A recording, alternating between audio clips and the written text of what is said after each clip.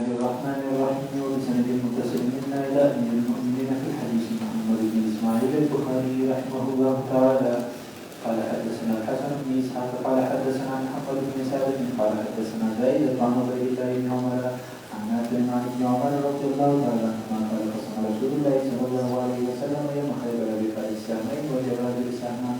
قال فسره نفسه فقال إذا كان مع رجل فرس فله 3 أسهم فإن لم يكن له فرس فله سهم وبه قال حدثنا يحيى بن بكير قال حدثنا ليس عن يونس عن ابن شهاب عن سعيد بن المسيب عن جبير بن مطعم رضي الله تعالى عنه أخبره قال مشيت أنا وعثمان بن عفان إلى النبي صلى الله عليه وسلم فقلنا أعطيك من تجد من خبز خيبر وتركتنا ونحن بمنزلة واحدة منك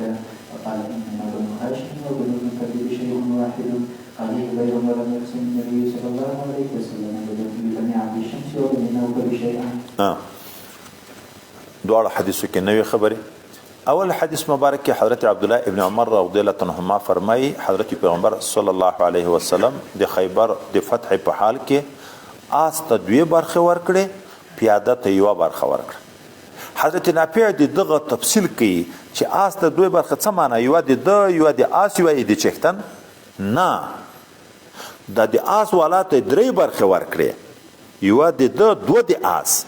او پیاده ته 1 برخه ورکړي. اوس په دې مسله کې ذاتی اختلاف ده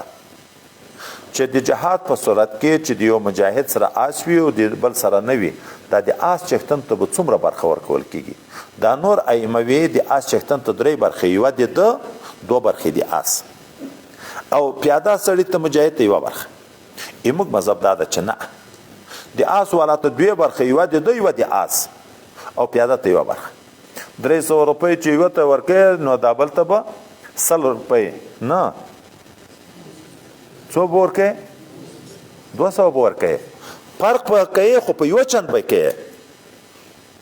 ولې اصل کې د اختلاف ځای دغه ځای ده د خیبر واقعه ده. د خیبر په واقعه کې د اختلاف د دغه ځای نه جوړ ده چې عدد د مجاهدینو څو عدد د آسانو څو. دا ځای اتفاقی ده چې د خیبر غنیمت چې ونیول شو 14 برخې شو په 14 برخو کې 18 برخې مشترکې پرېښوې د ضروري مصارفو دپاره د 18 برخې په مجاهدینو تقسیم کړې خو هرو سلو ته ځان ته یوه برخه ورکړه لکه د دغه مټې نه تر هغه کونجه پورې دغه پټی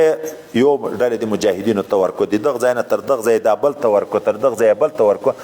سل نفره سره شریکان کړه. دا هم اتفاقي د 18 برخې تقسیم شوي دي په هرو سلو یوه برخه. اوس نو څوک چې مجاهدین ټول 1400 کسان وو په هغه کې 1200 کسان پیاده و 200 کسانو آسان وو. اوس 18 برخو کې 12 برخې خو یا پیاده ورته ورکړې په هرو سلو یوه برخه وه نو څو برخې پاتې شوې 6 برخې پاتې شوې. اوس دا 6 برخې دغه 200 د مجاهدینو والا ته چې ورکړي نو خو هر یو ته 3 برخې ورکړي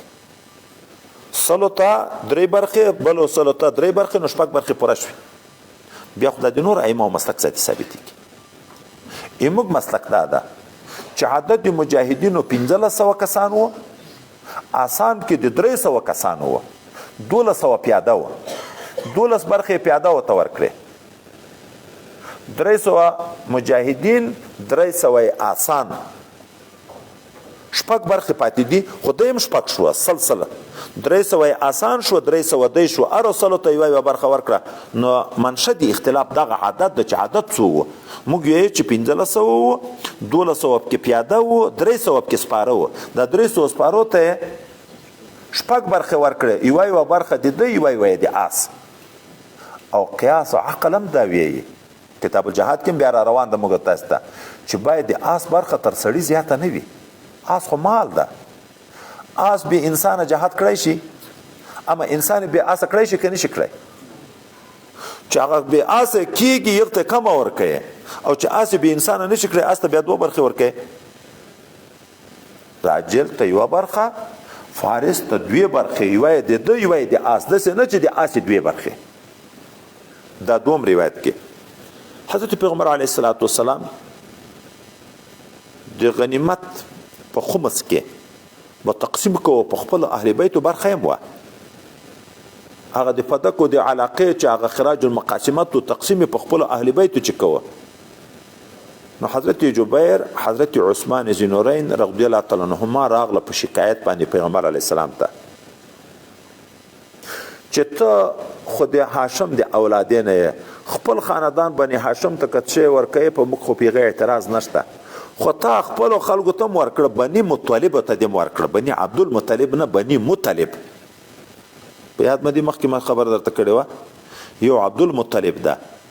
چې د نبی علیہ السلام نیکه د شهرت په لري، خو عبد المطلب خو د مطلب عبد یو مطلب ده. څلور ورونه هاشم مطلب نوفل عبد الشمس دا ټول د عبد مناف زمن دي. اوس نو حضرت عثمان ذینورین د عبد الشمس د اولادینه ده، حضرت جبیر د نوفل د اولادینه ده.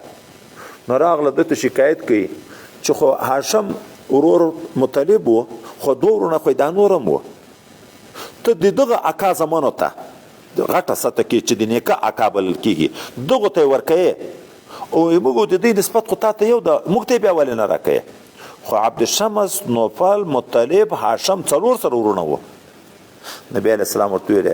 ځکه بني هاشم او بني مطلب دغه دوه ته ورکوم تاسو ته نه درکوم چې بني مطلب د موږ سره د جاهلیت په دور کې هم مرګري وو اوس هم مرګري. کله چې په شعب د ابي طالب کې پیغمبر علی السلام خاندان محاصره کړی شو د مشرکینو د طرف نه او مقاطعه ورسره اعلان کړه چې څوک به نه دوستی ورسره کوي نه به تجارت ورسره کوي، بني هاشم باندې بندیز ولګوه. بني مطلب هم راغلی دی سره ودرېد چې بس موږ هم د دې سره ولاړ یو. هغه نور دوه ترونه رانغله دغه اولاده بني عبدالشمس بني نوفل رانغله الغنم بالغرم. دغه په د تکلیف په وخت کې هم د موږ سره ملګرتیا کړې ده، نن به په راحت کې خود برخه زه ورکوم. تاسو په تکلیف کې د ما برخه ملګرتیا نه ده کړې نو اوس نشته د تاسو لپاره برخه. وبه قال حدثنا محمد بن العلاء قال حدثنا ابو اسامه قال حدثنا بريد بن عبد الله عن ابي هريره عن ابي موسى رضي الله عنه قال بلغنا مخرج النبي صلى الله عليه وسلم ونحن باليمن فخرجنا مهاجرين اليه انا واخوان لي وانا اصغرهم احدهما ابو برده والاخر ابو رهم اما قال بيت واما قال في 53 او 52 رجلا من قومي فركبنا سفينه فارقبنا سفينتنا الى النجاشي بالحبشه ووافقنا جعفر بن ابي طالب فارقبنا معه حتى قدمنا جميعا ووافقنا النبي صلى الله عليه وسلم حين افتتح خيبر وكان اناس من الناس يقولون لنا يعني لاهل سفينه سبقناكم بالهجره ودخلت اسماء بنت عميس وهي ممن قدم معنا على حفصه زوج النبي صلى الله عليه وسلم زائره وقد كانت هاجرت الى النجاشي في من هاجر فدخل عمر على حفصه واسماء رضي الله تعالى عنهما عندها فقال عمر حين راى اسماء من هذه قالت اسماء بنت عميس قال عمر الحبشيه هذه البحريه هذه قالت اسماء نعم قال سبقناكم بالهجره فنحن احق برسول الله صلى الله عليه وسلم منكم فغضبت وقالت كلا والله كنتم مع رسول الله صلى الله عليه وسلم يدرك جائعكم ويعرض جاهلكم وكنا في دار عوف بعد البغضاء بالحبشه وذلك في الله وفي رسوله وايم الله لا اقام طعاما ولا اشرب شرابا حتى اذكر ما قلت لرسول الله صلى الله عليه وسلم ونحن كنا نقضي ونخاف وسأذكر ذلك للنبي صلى الله عليه وسلم وأسأله والله لا أكذب ولا أزيغ ولا أزيد عليه. فلما جاء النبي صلى الله عليه وسلم قالت يا نبي الله إن عمر قال كذا وكذا قال فما قلت له قالت قلت له كذا وكذا قال ليس بالحق لي منكم وله ولأصحابه هجرة واحدة ولكم أنتم أهل السفينة هجرتان قالت فلقد رأيت أبا موسى وأصحاب السفينة يأتوني أكثرا يسألوني عن هذا الحديث ما من الدنيا شيء هم به أفلح ولا أعظم في أنفسهم مما قال لهم النبي صلى الله عليه وسلم. قال أبو هريرة قالت أسماء فلقد رأيت أبو موسى وإنه ليستعيد هذا الحديث مني. وقال أبو هريرة عن أبي موسى قال النبي صلى الله عليه وسلم إني لأعرف أصوات ركبة الأشعريين بالقرآن حين يدخلون بالليل وأعرف منازلهم من أصواتهم بالقرآن بالليل وإن كنت لم أرى منازلهم حين نزل النهار ومنهم حاكم إذا لقي الخيل قال العدو قال لهم إن أصحابي يأمرونكم أن تنظروهم. د خیبر په واقعه کې د لرې نه راغلي مهاجر هم راغله شریک شوه. اوس د دغه قصه ذکر کړي. حضرت ابو موسی اشعری رضی الله تعالی عنہ یې چې حضرت پیغمبر علیه السلام چې هجرت وکړ د مکې معظمې نه مدینې منورې ته موږ چې خبر شو نو اراده مې د دې وکړه چې درځي چې ورشو مدینې منورې ته. دوه مې نور وروڼه دي زه یې کشر وم. مجموعه 250 یا 350 کسان وو په کشتۍ کې سپاره شو او په خوا کشتۍ خو د تیلو بندوبست انجینرو په شکل باندې نه و خو په هوا به چلېدې. بعد کشتۍ پسې بوتله د حبشو په لورې بوتله د حبشو په سمندر په غاړه ووتو. هلته حبشو ته د مکې معظمې نه چې هجرت کړی و په یغو خلکو کې حضرت جعفر طیار رضی الله عنه هم و د حضرت علي کرم الله وجهه مشر ورور حضرت اسماء بنت عمیس د هغه بیبي وه. هلته هم ذاتي دیغ سره وخت تېروو چې بیا په ګډه باندې په کشتۍ کې د حبشو نه راسپاره شو. حضرت پیغمبر علیه السلام ته راغلو چې خیبر فتح شوی و او موږ خیبر ته ورغلو. وروسته بیا را روان ده د خیبر په غنیمت کې موږ ته برخه راکړه بل چاته یې ور هم نه کړه چې څوک په جنګ کې نه و شریک هغو ته یې ور نه کړه. هغه قصه به بیا نوره هلته وکړو. به هر تقدیر بعضې صحابه به موږ ته دا ویلی چې موږ تر تاسې نه افضل یو ځکه موږ د نبي علیه السلام سره ګډ هجرت کړی تاسې حبشو ته کړی. په دغه کې حضرت عمر فاروق رضی الله عنه هم و. حضرت اسماء بنت عمیس رضی الله تعالی عنها د حضرت ام المؤمنین حفصه رضی الله عنها چې د حضرت عمر رضی الله عنها لور مبارکه ده دیغه پښتنه ته ورغله. دوی سره ناست دي چې حضرت عمر صاحب راغی چې راغی د خپل لور مبارکه نه پښتنه کې دا در سره ناست څوک ده. یغه ورته ویل اسماء بنت عمیس. دو ورته ویل الحبشیه البحریه یعنی هغه حبشو ته چې هجرت کړی و دا و چې په کشتۍ کې په دریاب کې راغلی دي. حضرت اسماء ورته ویلې او حضرت عمر دستي ورته ویلې موږ تر تاسې نه په هجرت کې مخکې یو د رسول الله صلی الله علیه وسلم ځای ته هجرت کړی چې رسول الله صلی الله علیه وسلم کوم ځای ته هجرت کړی. سابقو الی مغفرتین ګورې صحابه و په نیکي کې مقابلې سره کړې یو تر بل بې ځان مخته کوه. نو دلته په فخر کوي چې موږ تر تاسې نه مخکې یو موږ رسول الله ته ډېر محبوب یو تر تاسې نه. حضرت اسماء ته خوشکه ورغله چې نه څنګه تاسې ډېر تر موږ نه قدرمن شئ. تاسې د رسول الله صلی الله علیه وسلم ځای ته هجرت ورکړی و خو دوه شیان د تاسې مشکل حل و د دنیا او د دین. استاد مو درلود رسول الله در سره موجود و تاسې ته تعلیم هم د دین درکوه او کومکونه هم در سره کړه ځکه د ده سره خلکو تعاون کوو هغه د تاسې سره کوه. لوږې ته هم نه پرېښئ. موږ په پردي لرې وطن کې وو په موږ لوږې هم تېرې شوې او په موږ باندې د بې علمۍ وختونه هم تېر شو. استاد مو نه و چې نوي احکام نازلېده هغه موږ ته چا بیانول. خو بیا ورته وی حضرت عمر ته قسم ده که زه دا خبر پرېږدم چې د رسول الله صلی الله علیه وسلم نه مې پوښتنه نه پکې کړې او زیادت و نقصان هم نه پکې کوم دروغ هم نه یم دغه خبر به ورته کوم. کله چې پیغمبر علیه الصلاة والسلام راغی کور ته حضرت اسماء بنت عمیس رضی الله تعالی عنها دې ورته ویلې چې یا رسول الله صلی الله علیه وسلم حضرت عمر داسې ویلې چې موږ تر تاسې نه نبی علیه الصلاة والسلام ته ډېر ور محبوب یو ور نږدې یو ولې په هجرت کې موږ تر تاسې نه سبقت کړی ده موږ احق به رسول الله تر تاسې نه. تا څه ورته ویلې؟ ما داسې ورته ویلې چې نه موږ باندې تکلیفونه ډېر تېر شوي دي مسافرۍ او هجرتونه بې علمۍ او د وطن د دښمنانو په علاقو کې وه. حضرت نبی علیه السلام د تسلي دپاره دې ته ویایي نه دی نه دی احق بما منکم تر تاسې دوی د یو هجرت کړی تاسې دوه هجرته کړي دوه ثوابه دي. حبشو ته هجرت ته ثواب ده بیرته راغلی مدینې منورې ته دوم هجرت چې دا خبر دی واورېده دی دغه اصحاب السفینه دا کشتۍ کې چې کوم ملګري ورسره راغلي دغو ته یې دا حدیث بیان وکړه په دغه کې یو یا دوه به اورېدلی دي دې نه هغه لاړ دا نور یې پسې راخبر کړه. ډلې ډلې به راتله ارسالا ډلې ډلې بیا به د حضرت حفصې نه پوښتنه وکړه حضرت اسماء نه چې څنګه نبي علیه السلام درته وویلې. حضرت ابو موسی به بار بار دغه پښتنه تر کړ څنګه درته ویلې رسول الله موږ ته ویل چې دی حق نه دي تر تاسو په ما تاسو 2 هجرت کړی دي په دغه د 2 هجرتو خلک دومره خوشاله وو چې تر ټول دنیا نه په دغه خبر ډیر خوشاله وو چې رسول الله صلی الله علیه وسلم د دې دلجویي وکړه تسلی ورکړه بیا زمنان په د مابین کې د اشعرین ابو موسی اشعری خو د یمن مهاجرین وو د دغه په باب کې پیغمبر علیه الصلاۃ والسلام ویایي زه د اشعرینو غږ په تلاوت قرآن عظیم شان چې په شپه کې په تهجد یې کوي زه یې پیژنم ځایم راته معلومیږي او په رڼا مې نه لیدلی چې اشعري دلته اړولي خو د شپې په تهجدو کې اوس مو ونه ویلې قرائت نبی رسول الله جهر او اخفاء دواړه نه دي راغلي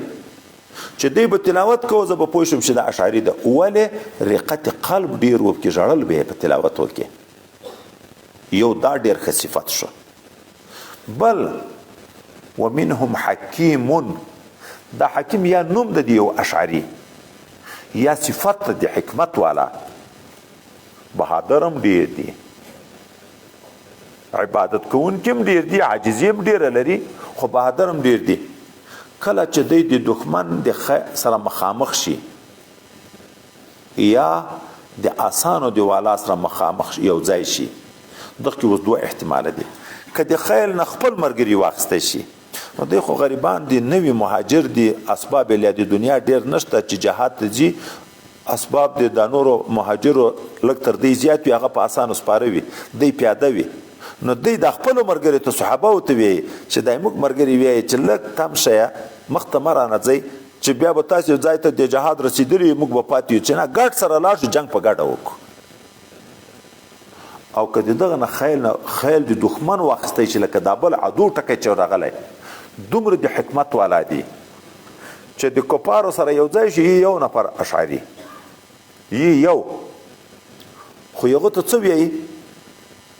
دا کفارو ته غږ وکړي چې ما مرګري وایي چې لږ انتظار راته وکړي دغه اوس 2 احتمالات یا دا معنا دومره بهادر دي چې په ګوخې ځان الله کار ته ورسیږي او کفار وډار شي چې دا خو به د مسلمانانو غټ فوج را رواني هغه منډې شروع کېدی ناریب چې روی چې خو راودرېږئ چیرې ځئ جنګ ته مجبوره کوي دومره معنا ده دومره د حکمت والا دي دومره د تدبیر والا دي یو کافران که په دغه پوه شي چې مسلمان یو راورسېدو نور لا نشته خو دستي شهید کوي د یغو ته په ذهن کې دا ورکړي چې موږ مرګري خو ډېر دي ای ما مرګري وایي چې راودرېږئ نو یو ته په ذهن کې دا چې خدای غونډۍ شاته به خدای چې څومره لوی پوځ سره روان نو یا منډه کې وتښتي په یو سر شکست ورکړي او مجاهد ویل یو ځای ته 4 نفر موږ لاړو به سره تقسیم شو په دا ځایو یو شو په دا غټو ځایو بیا په مخابره کې مرګري ته چې موږ ځای نه وینو مرګري راورسوي څومره نفر دې پښتنه وکړه موږ ورته یو باندې سل یو نفر په دغه ځای کې یو باندې سل چې دغه مخابره کشف کړي چې دا خو ډیر نه پاتې دلته یو باندې سل یا یو کم سل داسې ورته ویایو نو دای دومره حکیم دی او کفارو ته وی چې تاسو خو لږ راتم شئ چې مرګري مې وایي چې راودرېږئ نو هغه ته په ذهن کې دا ورکړي چې نور مرګري هم دي هغه د شکست سره مخامخ شي قال حدثني اسحاق بن ابراهيم قال سمع حفص بن رياس قال حدثنا بريد بن عبد الله عن ابي هريره عن ابي موسى رضي الله تعالى عنه قال قدمنا على النبي صلى الله عليه وسلم وقال افتتح خيبر فقسم لنا ولم يقسم باحد لم يشير الفقر غيرنا غيرنا اوس دا د جهاد په ځای کې چې د جنگ په حال کې جنگ شروع او د شروع په حال کې نور نوی مجاهدین څور ورسیږي اول یو څو پوسټي یغو نیولې دي خو جنگ په حال کې نور څور ورسیده چې منطقه پته شو په ټول غنیمت کې ټول مجاهدین سره شریکان دي د سینې شي ورته ویل چې د اول درې څلور پوسټي خو موږ ځان ته نیولې وې دی یغو غنیمت کې د تاسو برخه نشته چې جنگ کې شریک شو په ټول غنیمت کې د مجاهدین ور شریک دي دا ځای د اتفاق د په دغه کې خبره نشته یو دوم صورت دا چې مجاهدینو ځای وینیو فتح شو غنیمتونه وینیو بیا غنیمتونه د کافرانو د ملک نه را روان کړي دي نقل کوي دار د اسلام ته راور رسول دلته نور مجاهدین وسور ورسېده دا اتفاقی دغه مجاهدین برخه نه پکې لري دریم صورت جنگ وشو ځای ونیول شو ختم شو جنگ خو غنیمتونه د دغه ځای نه دي تقسیم شوي چې نور مجاهدین هم پسې ورورسېده اوس په دغه کې اختلاف ده چې آیا دلته حق دی غنیمت کې دوی هم شریک دي غنیمت به ورکوي او که نه څوک شرکت ته خبره کوي چې الغنیمة لمن شهد الواقعه حدیث ته څوک چې واقعي ته حاضر و په غنیمت کې دیغه برخه شته چې حاضر نه و دیغه برخه نشته نو جنگ ختم شوی چې راغله برخه نشته څوک چې نه برخه شته ولې دغه د ابو موسی اشعري رضی الله عنه جنگ ختم و خیبر فتح و موږ راغلو موږ ته برخه راکړه د امام صاحب رایه دا ده چې دا د اسلام ته الیانې را نقل کړی مجاهدین لکه دیغه ځای په تصفیه لګیاوي مجاهدین نور ورورسېږي برخه شته ولې دغه تقسیم نه و شوی چې راورسېده ځکه یې برخه ورکړه او که د تقسیم نه بعد وي چې دا د اسلام ته را نقل کړي بیا که دوی ته برخه ورکړي بیا په اذن د غانمینو چې مجاهدینو ته دا نبی علیه السلام چې دا نوی مهاجر راغله که تاسې په دې شفقت وکړئ چې په غنیمت کې برخه ورکړئ دوی ویلې صحیح ده بیا خو د دې خپل حق ده ورشریکوی شي که نه چې جنګ ختم شو غنیمت منتقل شو اوس نو ملکیت د مجاهدینو راغی تر څو چې نه یې نقل شوی په دار حرب کې ملکیت نشته په دار د اسلام کې ملکیت راغی او چې ملکیت راغی د دغه مجاهد حق شو د ټوپک امیر صاحب بل څوک نشي ورشریکولی چې لحاظ یې کړي چې ما که خدا هم غریب د راغی ورشریک دي شي دا خو په بل ملکیت تصرف ده چې رانقل شو ملکیت مجاهدینو راغی بیا څوک نشي ورشریکېدی قال حدثنا عبد الله بن محمد قال حدثنا وائل بن عمرو قال حدثنا ابو اسحاق عن مالك بن انس قال حدثني ثور قال حدثني سالم مولى بن بخير انه سمع ابا هريره رضي الله تعالى عنه يقول افتتحنا خيبر فبرنا له ذهبا ولا فضه انما ولينا البقر والابل والمتاع والحوائج ثم انصرفنا مع رسول الله صلى الله عليه وسلم الى وادي القرى ومعه عبد له يقال له مدعم أهله له أحد بني الضباب فبينما هو يحث تحت رسول الله صلى الله عليه وسلم إذ كانه سمعائل حتى أسأل ذلك العبد فقال ما شأني أن له الشهادة فقال رسول الله صلى الله عليه وسلم بلى والذي نفسي بيده إن الشهادة التي أصابها يوم خيبر من المغانم لم تصبها المقاسم لتشتعل عليه النار فجاء رجل حين سمع ذلك من النبي صلى الله عليه وسلم شراك فمشيره بشراكين فقال هذا شيء كنت اصبته فقال رسول الله صلى الله عليه وسلم شراك وشراكين من نار. حضرت پیغمبر علیه الصلاۃ والسلام چې خیبر فتح شو صحابي مبارکي ډیر سره زر سپین زرمونه دي نیولي مالونه مو ونیول په غنیمت کې چې کله را روان شو مدینه منورې ته رانږدې شو دلته یو صحاب غلام د نبی علی السلام چې چا ورته هبه کړی و مدعم نوم ده د نبی علی السلام د اوخینه د سامان را کوزی په یو ځای کې موړول عائر ناوله د غیش راغی چې خدا چا راويشت دای په ولګېدو نو مړ شو چې مړ شو د صحابه ویل دته خو د شهادت مبارک وي نبی علی السلام ورته ویل نه د شهادت مبارکي ما ورکوي هغه څادر چې د غنیمت د مال د تقسیم نه مخکې د اخیستی و خو خیانت په غنیمت کې راغی زه وینم چې د اور لمبې وي په ده باندې دا خبره چې صحابه واورېده یو صحابي دا چپله کې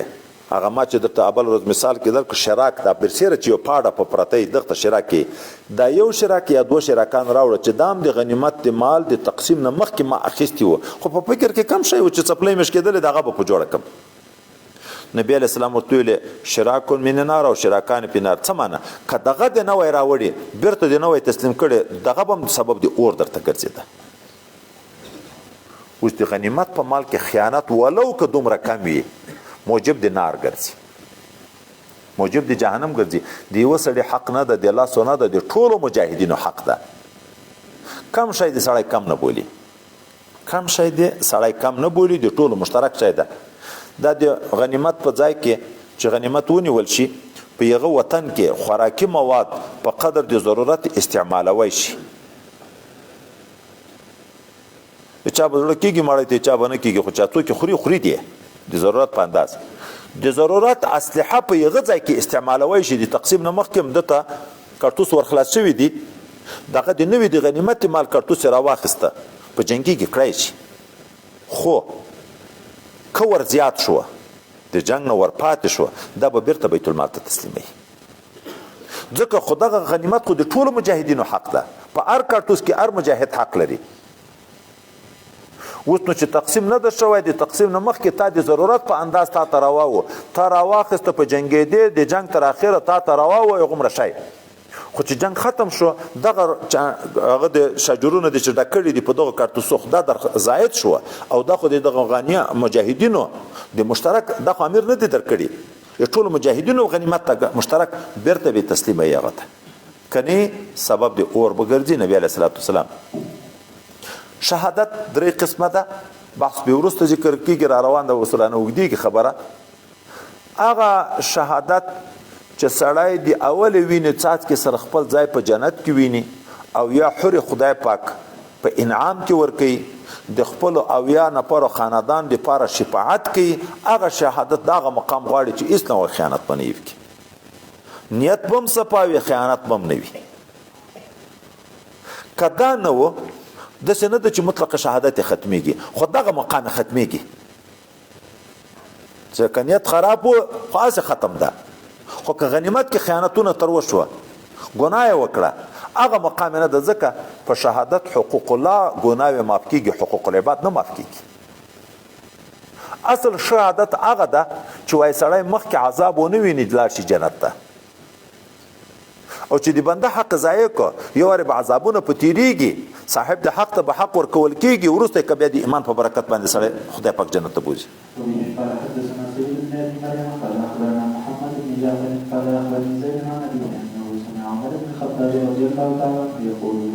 أما والذي نفسي بيده لولا أن أترك آخر الناس فكان ليس لهم شيء ما فتحت علي قرية إلا قصدتها كما قسم النبي صلى الله عليه وسلم خيرها ولكني أتركها خزانة لهم يقسمونها وبه قال حدثنا محمد بن المثنى قال حدثنا ابن مهدي عن مالك بن أنس عن زيد بن أسلم عن أبي عمر رضي الله تعالى عنه قال لولا آخر المسلمين ما فتحت عليه قرية إلا قصدها كما قسم النبي صلى الله عليه وسلم خيبرا حضرت عمر فاروق رضی الله عنه په دور کې خو ډیر وطنونه فتح شوه بیا مصر د علاقې چې فتح شوې مجاهدینو د دغه وطن د تقسیم مطالبه تر وکړه سیدنا حضرت بلال رضی الله عنه هم پکې وو څه نور مرګري هم پکې وو چې خو موږ مال د حق د غنیمت ته موږ وکړو دا په موږ تقسیم کړه حضرت عمر رضی الله عنه نه تقسیمول عذر دا ورته ویلې آینده نسل فکر در سره خو دغه مجاهدین او صحابه او تابعین او چوتلو وطنونه نیوه خدام ملکم په دغه مجاهدینو تقسیم ک بیا ابل ځای وینه هغه په دغه مجاهدینو تقسیم ک بیا ابل ولایت وینه هغه په دغه مجاهدینو تقسیم ک دا ورسته نسل چې را روان دي هغه به چی خوري وطن خطول دغه یو څو نفر مجاهدین شو زر نفر مجاهدین دی لکه اوس مثلا ولایتونه فتح کوي او سراجي ولایتونه ټول په دې تقسیم شي هغه نور نسل به بیا چی خوري اما حضرت عمر سے به کدا غم نه وای بابان معنا لاسته شي فقیران به پاتې شي ورسته خلک کدا نه وای ما به تقسیم کول لکه نبی اسلام خیبر تقسیم کړي یعنی حق خدا دې تاسو خو ما سره دې ټول امت بیا فکر ده ما کو چې مشترک وي دی هغه مشترک منافع سره تقسیموي ټول به حق کې لري حضرت بلال صاحب دغه سختی کړ چې نه موږ غواړو حضرت عمر صاحب چې تنگ کو حضرت عمر صاحب خدای پاک ته دعا وکړه خدای ته مې د دین اخلاص کی خیرای وکړه کال چې پر کېدو هغه نفر چې غوښتنه کړې یو هم پاتې نشو ټول مړ شو اوس دلته سوال واردی چې د حضرت عمر رضی الله عنه خیره خدای پاک دیغه خلکو په باب کې څنګه قبول کړه خو هغه هم د حق مطالبه و خو مجاهدین او وطن خدای نیولای و وای دواړه جانب د حق په فکر وو یو د خپل شخصي حق مطالبه کړه حضرت عمر رضی الله عنه چې دا کوم فکر وو د ځان لپاره خو نو د ټول امت لپاره وو دا هم ښه فکر وو حق خبره وه خو الله تعالی ته هغه انسان محبوب ده چې دیغه سره اجتماعي فکر وي یو سړی صرف د خپل جوب غم لري اگر که پروايي ګټي یو سړی د علم کوي دنیا ته علم رسي د چا مقام وجیږي د خدای پاک ونیسي خو چې په خلکو باندې شفقت ډیر لري د ډیرو خلکو د اصلاح فکر ورسره وي وای حضرت عمر صاحب او هغه دواړه په حق خو د حضرت عمر صاحب خیره خدای پاک ځکه قبول کړه چې د دوسر اجتماعي فکر و او دیغه سره خپل انفرادي او شخصي فکر و خدای پاک ته دا روان د شمایل شریف کې یو ځای کې بیا هغه انسان ډیر محبوب ده چې د عام انسانانو د تعلیم خیال ډیر لري په دین خبرې رسول الله صلی الله علیه وسلم ته هغه انسان ډیر محبوب ده چې د مال ګټه بیا ډیر خلکو ته رسیږي عالم سخی دغه دوه صفاتو کې بیا د معلم مقام چې عالم لکه الله ته ډیر محبوب ده چې د ډیر خلکو د پوی فکر ور سره وي کوشش په دغه کې کوي سخی رسول الله صلی الله علیه وسلم ته مشفق په امت ته چې څوک د صحابه او د غریبانو سره کومکونه ډیر کوي رسول الله صلی الله علیه وسلم ته ډیر محبوب نور په بیا شمالي شریف کې دغه حدیث مبارک را روان دی راځي قال حدثنا علي بن عبد الله قال حدثنا سفيان قال سمعت الزهري سأله اسماعيل بن أمية قال أخبرني عباس بن سعيد أن أبا هريرة رضي الله تعالى عنه أتى النبي صلى الله عليه وسلم فسأله قال له بعض بن سعيد بن العاص لا تعطيه فقال أبو هريرة هذا قاتل من قوكل فقال وعجبه لوجدت لا تأخذ من ضأني ويذكر عن زبيد عن زهري قال أخبرنا عباس بن سعيد أنه سمع أبا هريرة رضي الله تعالى عنه يخبر سعيد بن العاص قال بعث رسول الله صلى الله عليه وسلم أبانا على سرية من المدينة قبل المسجد قال أبو هريرة قدم أبان وأصحابه على النبي صلى الله عليه وسلم بخيبر بعدما افتتحها وإن حزم خير صديق قال أبو هريرة قلت يا رسول الله صلى الله عليه وسلم لا تقسم لهم قال أبان وأنت بهذا يوضع تحذر من رأس ضأني فقال النبي صلى الله عليه وسلم يا أبان اجلس فلا تقسم لهم وبه قال حدثنا موسى بن اسماعيل قال حدثنا عمرو بن يحيى بن سعيد قال اخبرني جدي ان ابا بن سعيد اخبر الى النبي صلى الله عليه وسلم وسلم عليه فقال ابو هريره رضي الله تعالى عنه يا رسول الله صلى الله عليه وسلم هذا قاتل في قوكل فقال ابان يا ابي هريره وعجبنك وظلت تأتأ من خطوط الباني ينعى علي امرا اكرمه الله بيدي ومنعه عن يحمي بيده ينعى علي امرأ اکرمه الله بيدي دا د خیبر د فتح نه بعد حضرت ابو هريره رضی الله عنه هم را ورسید په اسلام مشرف ته حضرت ابان چې حضرت عثمان ذوالنورین مکه معظمه ته ورغی دغه ابان په کور کې اړولي و چې مشرکین نه ورته پرېږ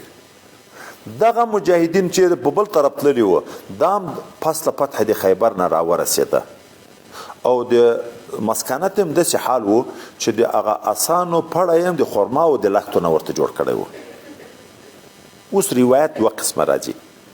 یو کې داسې راځي چې حضرت ابو هريره رضی الله عنه د نبی علیه السلام نه دغه غنیمت په باب کې غوښتنه وکړه چې ما ته هم لږ برخه پکې راکړه حضرت ابان انکار وکړ چې ما یې ورکوه یغه منع وکړه دته چې دا خو په شریک په جنگ کې نه و د جنگ سړی خو نه ده دیو روایت نه راځي چې حضرت ابان مطالبه وکړه د غنیمت د تقسیم چې موږ ته برخه راکړه حضرت ابو هريره ورته ویل چې ما یې ورکوه وای په واقع کې دواړه راغلي یو دیو په باب کې انکار کړی بل دی بل په باب کې انکار کړی خو د صحابه خپل منځ کې لهجه د موږ نه شي استعمالولی حضرت ابو هريره رضی الله عنه د دوس د قوم نه مسافر راغلی و یو نفر الته غضعن په نامه یو غر ده حضرت ابان ابن سعید د تشبیه دی وسویږي سره ورکی حضرت ابان چې مطالبه وکړه په احد کې یو صحابي ابن قوقل د شهید کړی و وروسته خدای بیا مسلمان شوی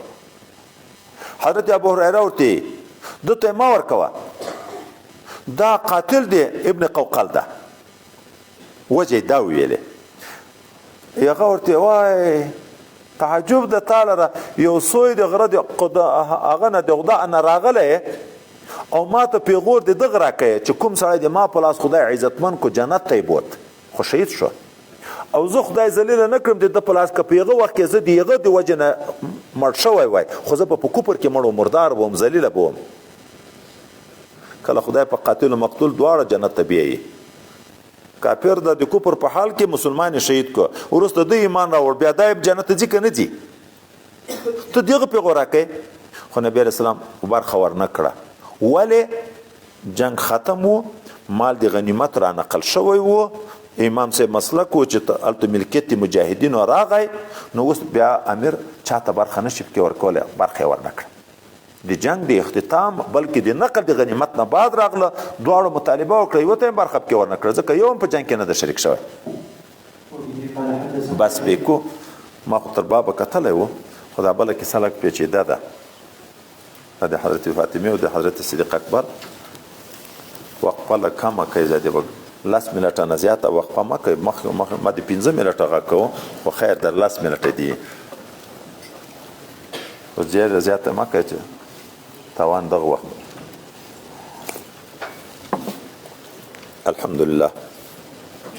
الحمد لله رب العالمين والعاقبة للمتقين والصلاة والسلام على حضرة رسوله محمد وعلى آله وأصحابه أجمعين اللهم ارزقنا علما نافعا وفهما كاملا ورزقا حلالا واسعا وشفاء من كل داء اللهم أرنا الحق حقا وارزقنا اتباعه وأرنا الباطل باطلا وارزقنا اجتنابه ربنا لا تزغ قلوبنا بعد إذ هديتنا وهب لنا من لدنك رحمة إنك أنت الوهاب خدای نعمت تعالی موږ ټولو ته خپل رضا نصیب وګرځي علم ظاهر و باطن کې مترقي نصیب وګرځي حافظې مضبوطې کې مطالعه جاری کې شرح صدر نصیب وګرځي څومره مسلمانان چې موږ ته دعاوې کوي یا د موږ نه دعا غواړي اخلاص کې محبت کې خدمت کې معاونت کې خدای نعمت تعالی د ټولو په شرط درست حاجتونه دیني او دنیوي د غیب خزانونو پوره کړي سبحان ربك رب العزة عما يصفون وسلام على المرسلين والحمد لله رب العالمين